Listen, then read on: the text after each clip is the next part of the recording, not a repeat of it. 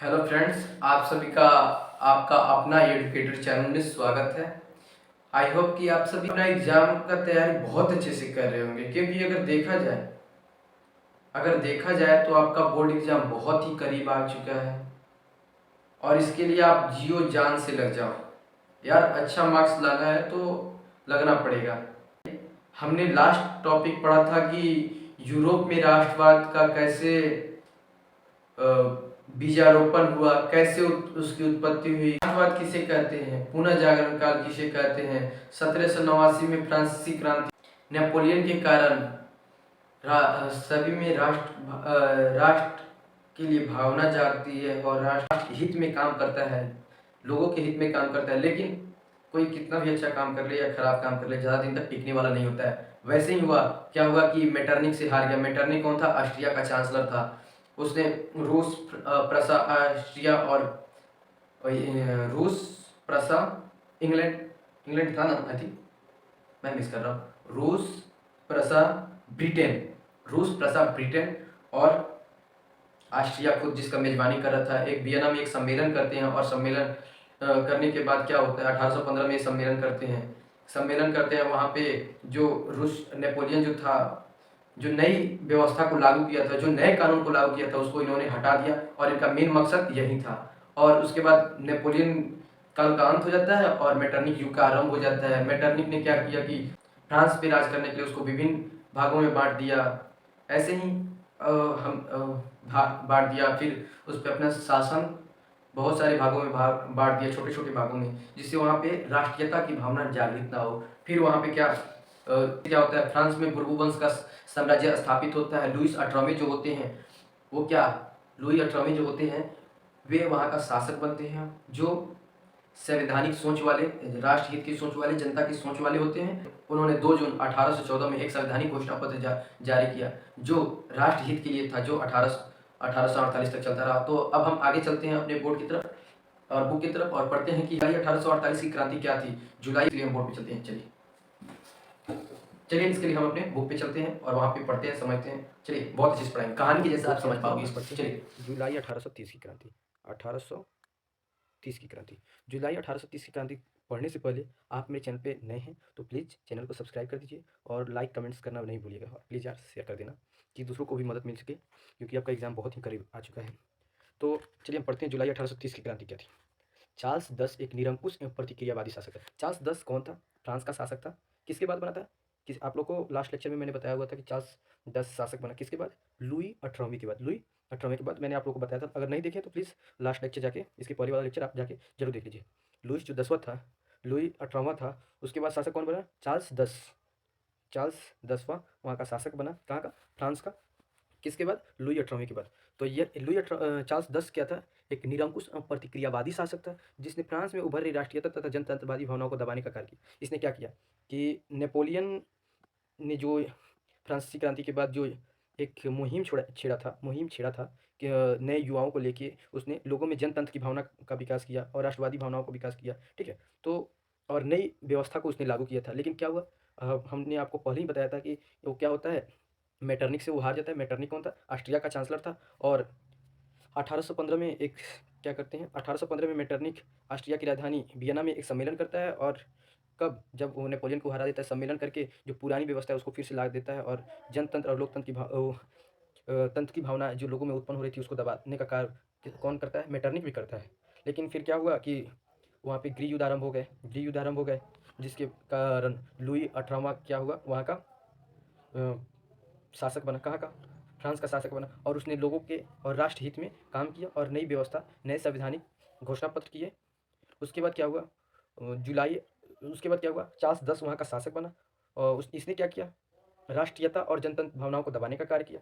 इसके बाद क्या हुआ कि उसने अपने शासनकाल में, मतलब जो चार्ल्स दस था, अपने शासनकाल में संवैधानिक और लोकतंत्र की राह में कई गतिरोध उत्पन्न किया। मतलब ये क्या कर रहा था चार्ल्स दस था कि अपने संवैधानिक काल में, मतलब ये जब शासक रहा, न लोगों के राष्ट्रहित में सोचा, न राष्ट्रहित में सोचा और न अपने संवैधानिक लोकतंत्र की कोई भी काम हो रहा था। जैसे अगर आप लोग देख लें कि लोगों के कल्याण के लिए जो भी कार्य किया जा रहा था उसमें गतिरोध पैदा कर रहा था। नहीं चाहता था कि कुछ लोकतांत्रिक कार्य हो, देश के लिए कार्य हो। बस ये अपना शासक बन के खुद वहाँ पे राज कर रहा था। ठीक है?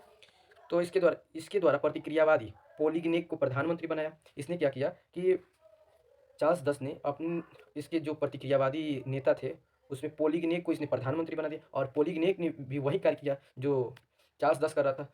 पोलिगनेक ने पूर्व में लुई 18वें द्वारा स्थापित नागरिक समान संहिता को, देखिए यहाँ पे लुई 18वें के द्वारा स्थापित समान नागरिक संहिता के स्थान पर शक्तिशाली अविभाजित वर्ग की स्थापना की। मतलब इसने क्या किया कि लुई जो 18वें थे राष्ट्रहित में काम किए थे, ठीक है, सभी को एक वर्ग में मिला के चले थे। लेकिन जो चार्ल्स दस द्वारा प्रतिक्रियावादी जो नेता था पोलिगनेक, जिसको उसने प्रधानमंत्री बनाया था, चार्ल्स दस ने प्रधानमंत्री बनाया था पोलिगनेक को, उसने क्या किया कि लुई 18वें जो नागरिक संहिता जो विधेयक पारित किए थे, संवैधानिक घोषणा पत्र किए थे, उसको हटा दिया और उसके स्थान पर इसने क्या किया, शक्तिशाली अविभाजित वर्ग की स्थापना कर दी और उसे विशेषकारों से विभूषित करने का प्रयास किया। मतलब इसने क्या किया कि इसने दो वर्ग में विभाजन किया।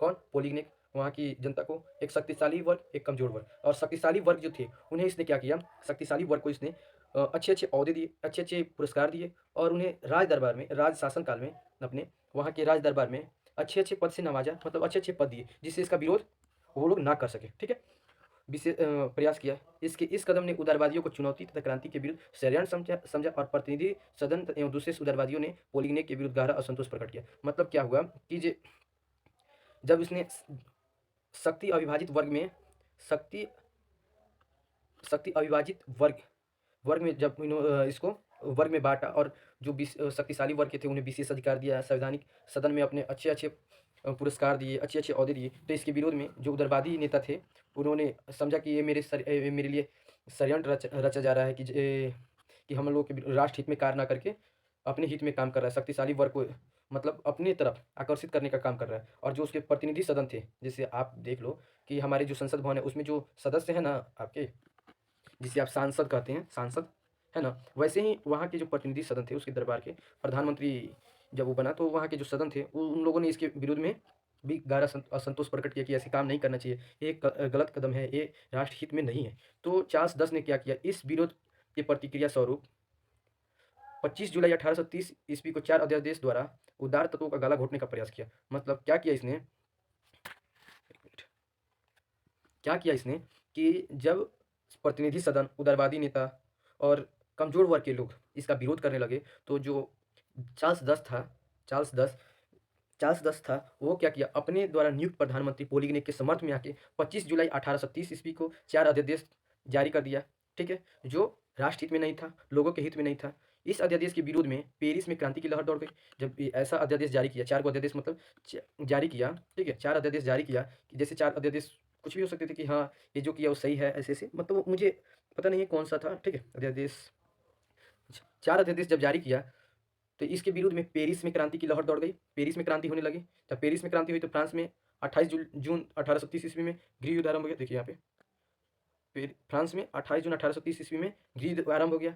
इसे ही हम जुलाई 1830 की क्रांति कहते हैं। जुलाई 1830 की क्रांति क्यों कहते हैं, क्योंकि यह घटना 25 जुलाई 1830 ईस्वी को 25 जुलाई 1830 ईस्वी को चार्ल्स दस के 4 अध्यादेश पारित करने के विरोध में हुई थी, इसीलिए इसे जुलाई 1830 की क्रांति कहते हैं। और इसके परिणाम स्वरूप चार्ल्स दस को राजगद्दी त्याग कर इंग्लैंड पलायन करना पड़ा और इस प्रकार फ्रांस में बुर्बो वंश के शासन का अंत हो गया। मतलब बुर्बो वंश का शासक कौन था जिसके शासनकाल में जुलाई 1830 की क्रांति हुई थी, तो चार्ल्स दस था। इसके बाद फ्रांस में बुर्बो वंश के शासन का अंत हो गया। फिर क्या हुआ, फ्रांस में जुलाई 1830 ईस्वी की क्रांति के परिणाम स्वरूप बुर्बो वंश के स्थान पर आलियंस वंश को गद्दी सौंपी गई।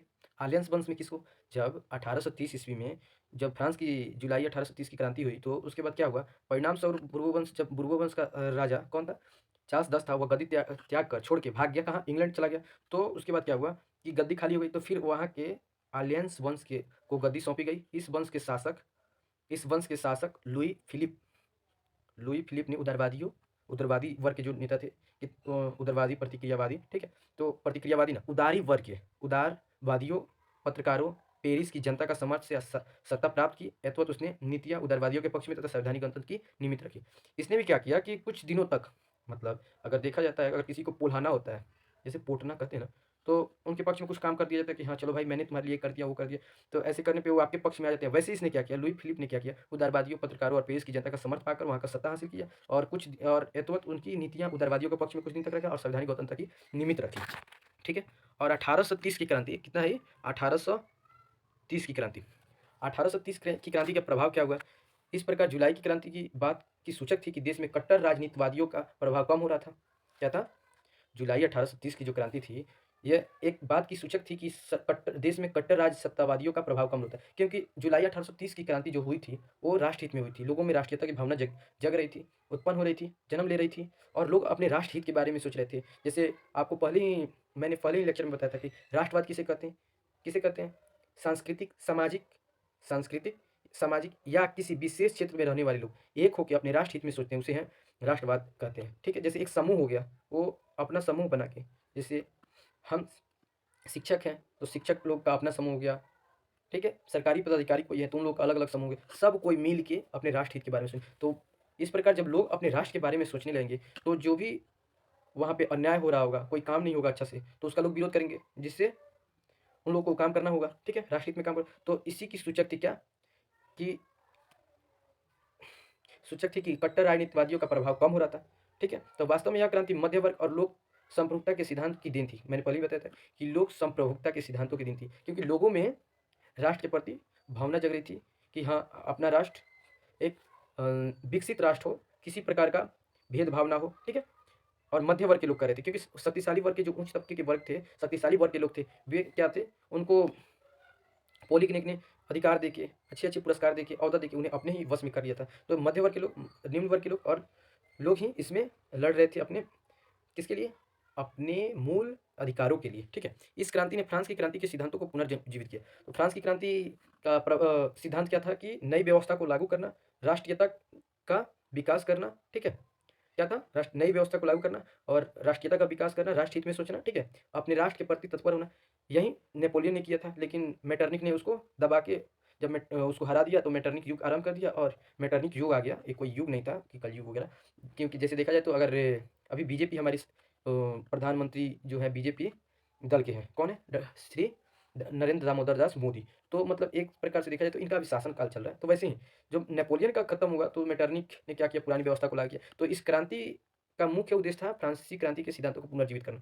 पुनर्जीवित किया मतलब फ्रांसीसी क्रांति की जो सिद्धांत थे राष्ट्रहित में सोचना, उसको फिर से लोगों में जागरूक किया कि हाँ, हम नई व्यवस्था के लिए लड़ेंगे और अपने राष्ट्रहित में काम करेंगे। तथा वियना कांग्रेस के उद्देश्यों को निर्मूल सिद्ध कर दिया। वियना कांग्रेस के उद्देश्य क्या थे, कि पुरानी व्यवस्था को फिर से लागू करना, जिसे नेपोलियन ने नई व्यवस्था जो लागू किया था उसको हटा के पुरानी व्यवस्था को लागू करना। किसकी देन थी, वियना कांग्रेस। वियना कांग्रेस कब हुआ था, 1815 ईस्वी में। कहाँ हुआ था वियना कांग्रेस, ऑस्ट्रिया की राजधानी वियना में। कौन कौन देश यहाँ पे पार्टिसिपेट किए थे, रूस, प्रसा, ब्रिटेन, ऑस्ट्रिया। और इसका अगुवाई कौन कर रहा था, ऑस्ट्रिया। ऑस्ट्रिया का कौन, ऑस्ट्रिया का चांसलर मेटरनिक। ठीक है, निर्मूल सिद्ध कर दिया। इसका प्रभाव संपूर्ण यूरोप पर पड़ा। इसका प्रभाव संपूर्ण यूरोप पर पड़ा। यूरोप एक महाद्वीप है, और राष्ट्रीयता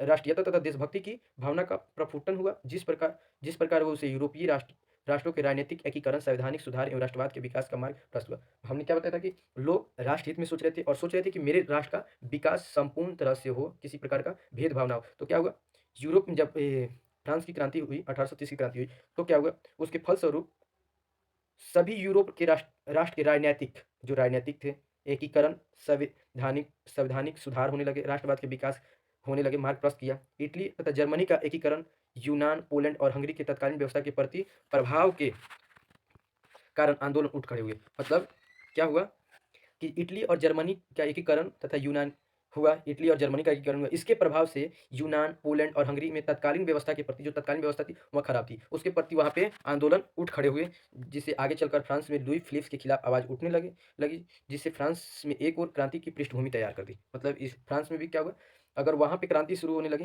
क्योंकि वहाँ की सरकार के खिलाफ की, अब यहाँ पे भी राष्ट्रीय एकीकरण हो, विकास हो। ठीक है, लेकिन वहाँ पे नहीं हो रहा था, तो जिसके कारण वहाँ पे लुई फिलिप्स के खिलाफ भी वहाँ पे आवाज़ उठने लगी। ठीक है, अब क्या होगा, अब हम पढ़ते हैं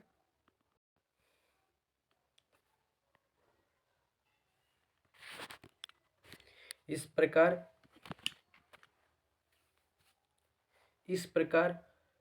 जुलाई 1830 की क्रांति समाप्त हुई। और अगले हम लेक्चर में देखेंगे सन 1848 की क्रांति।